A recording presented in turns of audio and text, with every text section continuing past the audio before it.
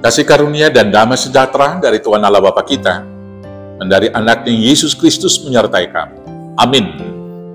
Shalom, selamat pagi Bapak Ibu Saudaraku yang terkasih. Mari kita muliakan Tuhan dengan semua pekerjaan hari ini.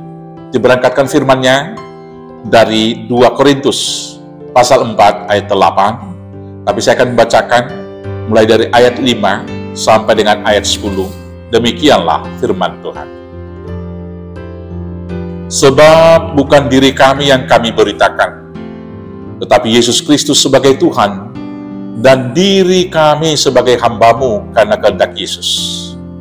Sebab Allah yang telah berfirman, dari dalam gelap akan terbit terang, Ia juga yang membuat terangnya bercahaya di dalam hati kita, supaya kita beroleh terang dari pengetahuan tentang kemuliaan Allah yang nampak pada wajah Kristus. Tetapi harta ini kami punyai dalam bejana tanah liat, supaya nyata bahwa kekuatan yang melimpah-limpah itu berasal dari Allah, bukan dari diri kami. Dalam segala hal kami habis akal, namun tidak putus asa. Kami dianiaya, namun tidak ditinggalkan sendirian. Kami dihempaskan, namun tidak binasa. Kami senantiasa membawa-bawa kematian Yesus dalam tubuh kami, supaya kehidupan Yesus juga menjadi nyata di dalam tubuh kami. Demikianlah firman Tuhan.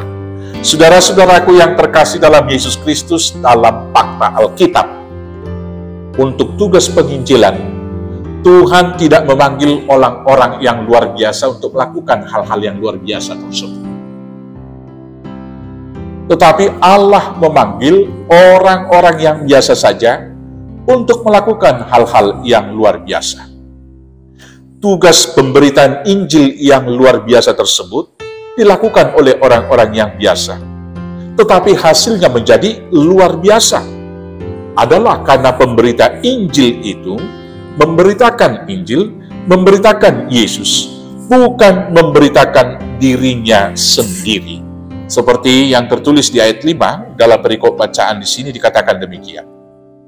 Sebab bukan diri kami yang kami beritakan, tetapi Yesus Kristus sebagai Tuhan, dan diri kami sebagai hamba-Mu karena kehendak Yesus. Maka demikianlah Paulus sebagai orang yang biasa, dan murid-murid yang lain, dan secara khusus dalam konteks bacaan kita ini, Paulus melakukan hal yang luar biasa, dan memiliki kekuatan yang luar biasa. Walau tubuhnya penuh kelemahan, yang diandaikan tadi, bahwa tubuhnya itu adalah seperti hal yang dapat dan gampang pecah, karena dia diandaikan seperti bejana dari tanah liat. Bejana dari tanah liat, kalau dia kebanting sedikit, atau kepentok kepada dinding atau yang lain, akan gampang pecah. Dan di dalam bejana yang betul-betul sangat riskan untuk pecah tersebutlah, yang lemah itu, harta yang paling berharga itu diberikan oleh Tuhan Yesus. Tapi walaupun harta itu dalam bejana yang luar biasa, mereka memiliki kekuatan dan tekad yang luar biasa dalam pemberitaan Injil. Walau ditangkap, kemudian ditindas, kemudian dihambat di mana-mana, dianiaya, dihempaskan, tapi mereka tidak terhambat. Karena apa? Karena kekuatan yang dari Tuhan. Maka demikianlah kesaksian daripada Rasul Paulus, supaya nyata kekuatan Allah di dalam tubuhnya yang lemah itu. Maka kemudian yang besar dalam pemberitaan Injilnya bukan pribadi Paulus, tetapi adalah Kristus yang memberikan kekuatan dan kuasa kepada mereka. Saudaraku yang terkasih, hingga saat ini kita adalah orang-orang biasa saja. Kita punya kelemahan, keterbatasan dalam tubuh jasmani kita, yang seperti betul-betul seperti tembikar, seperti bejana dalam tanah liat.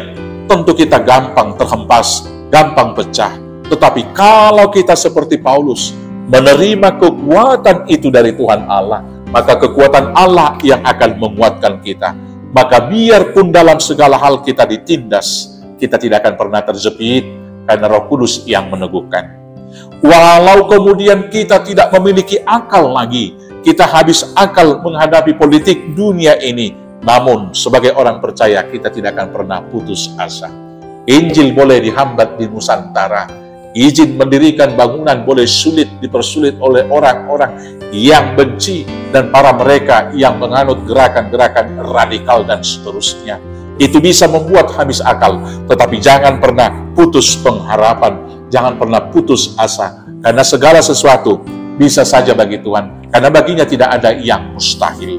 Yang berikut, bisa saja kita dianiaya, tapi percayalah Tuhan tidak akan pernah meninggalkan kita sendirian. Bisa saja kita dihempaskan, tapi percayalah, kalau dihempaskan oleh dunia, kita tidak akan pernah binasa, karena hidup mati kita sesungguhnya hanya ada pada Tuhan. Maka karena itu saudaraku yang terkasih, kamu adalah orang-orang yang terpanggil. Lakukan tugas pemberitaan Injil dalam pekerjaan, dalam profesi saudara, di tengah keluarga, dan di tengah hidup berbangsa bernegara kita. Tuhan Yesus memberkati. Amin. Kita bersatu dalam doa. Terima kasih Bapa, dalam kelemahan kami, Tuhan memanggil kami melakukan tugas yang luar biasa, yaitu memberitakan Injil di tengah-tengah realitas kehidupan kami sekarang ini, yang tentu akan menghadapi berbagai tantangan dan kesulitan. Tetapi semangat yang luar biasa dari hamba-Mu Paulus, kiranya menginspirasi, menguatkan kami, melakukan tugas panggilan itu, supaya nyata hidup Kristus di dalam tubuh kami, dan kemudian supaya nyata kemuliaan kekuatan Tuhan dalam kelemahan kami. Berangkatkan kami melakukan kesaksian itu, hanya dalam nama Yesus Kristus, Tuhan Juru Selamat kami yang hidup. Amin. Selamat beraktivitas. Tuhan Yesus memberkati. Horas, horas, horas.